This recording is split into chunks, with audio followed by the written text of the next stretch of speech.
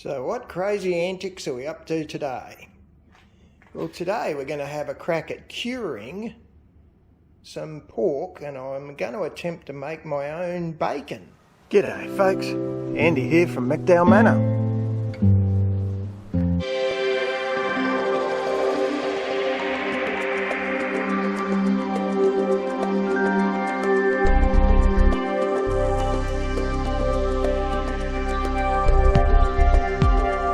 So what I've done is I've deboned it, and I'll keep those ribs there. We'll use them for something, and I might make crackling or I might not, because I know it's not good for me. I know I normally bust a tooth, but I don't have the heart to throw it away. So I'm going to store those away for later use. I'll freeze them.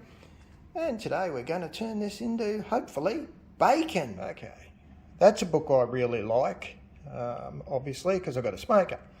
But that's where I'm getting the base recipe for this curing process. Now, I'm not sticking to his method. Just checking it to him. Yes, it is. Not sticking to his method, but I've used the recipe more to check what I'm doing, which is stealing a whole lot of stuff off people from YouTube. So the only ingredients I intend to use are salt and brown sugar. And you can see I've butchered that piece of roast pork a bit more because I found another bone that I didn't expect. I'm actually going to slice this into fairly thick chunks because it'll cure better that way rather than one big solid bit. Technically, I think if I wanted to do it as one big solid bit, I could. I'm going to slice it. Okay, so what we're doing here is I'm with my mad mate Brett. Say hello, Bretty. Hello.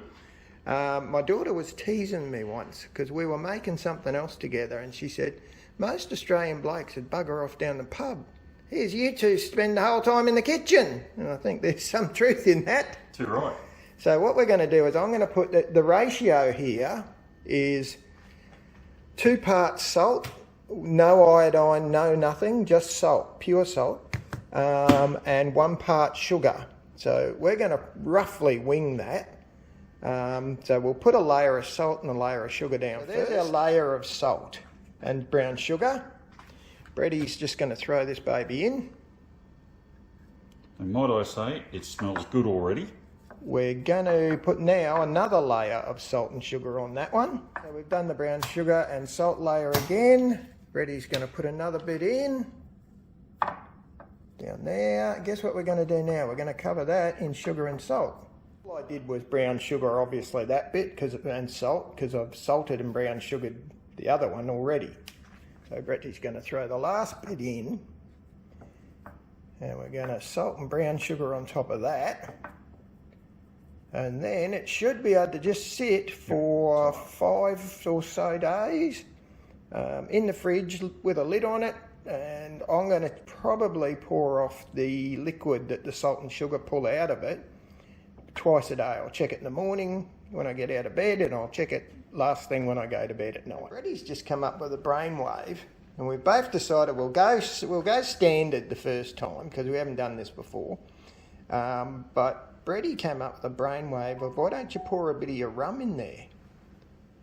So I think next time we will, because in theory, the alcohol should help sterilise anyway, which is the whole point of this, is curing it to take the moisture out so it'll store, and it also improves the hell out of the flavour. So yeah, next time we'll try it with a little bit of rum in there as well. So we're exactly a week on into the bacon challenge. Smells good actually, there's really no smell at all, so it's certainly not off. It's a lot stiffer than it was, but you know, it's not stiff, it will still bend, as you can see. Oh, that's probably a pretty good idea. You get an idea of the stiffness and as well as the flexibility. I'm going to try and slice this up thinly, which will be a bit interesting. But I'll have a go anyway. I've got no Bretty today. He's piked on me, the slack bastard. Something about a doctor. And I'll slice it up and see if I can get into the smoking the sarve, because it looks like it's going to rain the next few days. So there we are, set up to go. Applewood chip in the bottom, water in the middle in that tray there. Yeah.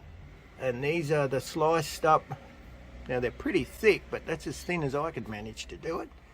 So you can see we got quite a bit there. In fact, it's a full smoker. So I'll just fire it up. Mine's a gas smoker. Comes off that gas there. So we'll fire him up and set him a-going. So an hour and a half in, I've re-added more wood chip to get him smoking again. I'll probably let it go for another hour and then it'll be done. And there we have the final product.